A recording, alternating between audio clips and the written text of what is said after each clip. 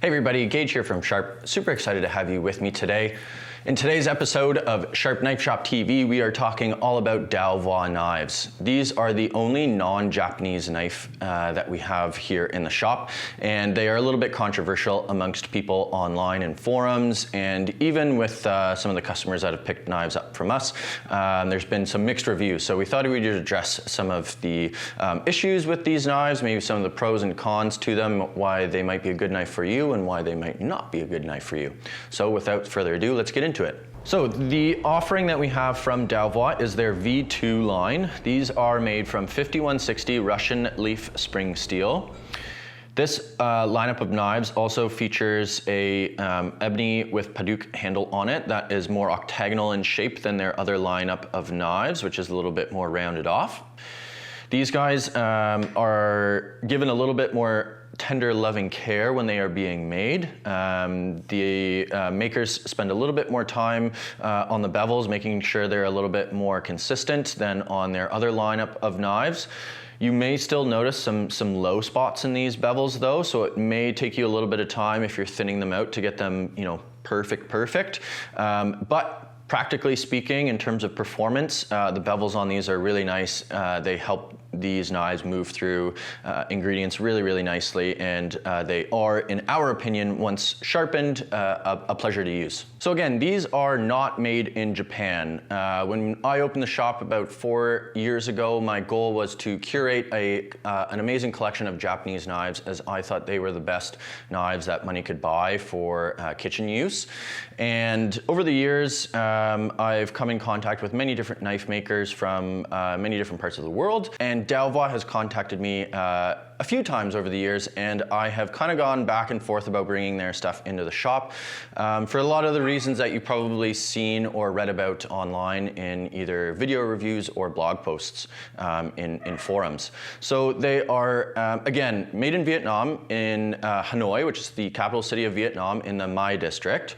It is a cooperative of people who are collectively making these knives. So there's a number of people that are going to be hammering the steel out, a number of people that are going to be doing sharpening, and a number of people working on the handles and fixing all the blades together. Of course, people collectively making these beautiful sayas here that we'll talk about in a second. So over the past few years, the Dao Vua cooperative has been going through a lot of changes.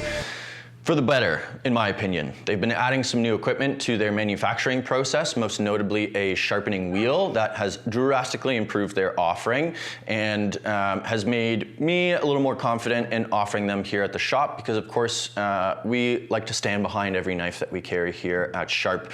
We don't bring knives in just for the sake of bringing them in.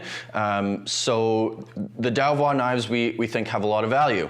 Are they a little rough around the edges? Absolutely. Are they as beautiful, arguably, as some of the other Japanese knives that we carry at the shop? Probably not, depending on your personal preferences. But why we brought them in is because they are a great way to introduce yourself to a fully reactive carbon steel knife.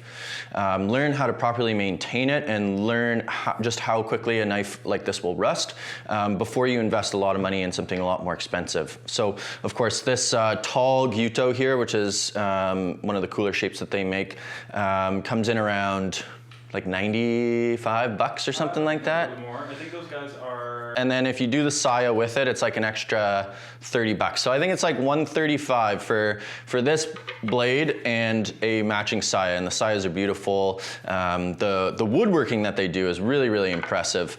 Handles are really nice. Sayas are really beautiful. So anyways, point being, they're a really affordable knife and they'll help you learn how to maintain a fully reactive carbon steel knife. You'll also get the opportunity to learn how to properly polish your bevels on a fully carbon steel knife, learning how to thin your blade out and not worrying too much about screwing up a $300 or $400 Japanese knife, and just learning sort of the ins and outs of thinning and polishing your bevels with something a little bit more affordable, but something that's going to react very similarly to how a $300 or $400 Japanese knife is going to react on the stones. Yeah. very long-winded way of saying there are definitely pros and cons to these knives, but for the price, we think that they have a ton of value. They are really cool in my personal opinion. I really like something a little bit more on the rustic side. They're quite thin at the spine and they're quite thin behind the edge. They are a pleasure to sharpen, and there are many different shapes available from the Dao Vua Cooperative. We have a 150 mil petty, regular Nakiri, tall Nakiri, Kiri cleaver, we've got Gyuto, Tsujihiki, Bunka, Santoku, tall Gyuto, this guy here that we already talked about, this being the Kiri cleaver. So there's lots of different shapes that you can get into, lots of really fun sort of different shapes available. Like we talked about, the woodworking that they do is really impressive as well. So the handles on them are made from ebony, and they have a Paduk ferrule on them, this red thing here. Really, really nicely made. No gaps or spaces between ferrule and handle, where the blade and the handle come together here at the tang is really nicely done as well. The sayas are probably one of the more exciting things about the Dao Vua knives, and I know Jake and Ben, the two dudes that work with me here at Sharp, were super stoked when these came in. Some of them, well, all of them have very interesting figuring on them. Some of them are super spectacular, like this one here on the Gyuto there. They all come with these super hefty pins as well, so they're like a metal dowel with a little wood handle on top to keep your knife in the saya, and the sayas actually fit very, very nicely as well. It should be noted that these pins are quite tight when you first get them.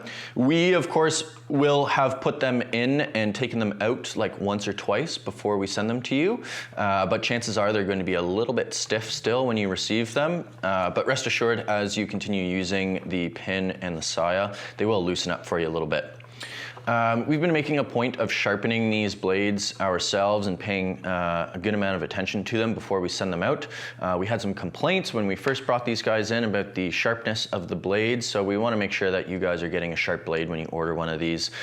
So we're really trying to pay attention to that these days, and we apologize for anyone who was maybe a little bit unhappy with the knife that they got. So we don't want that to continue happening.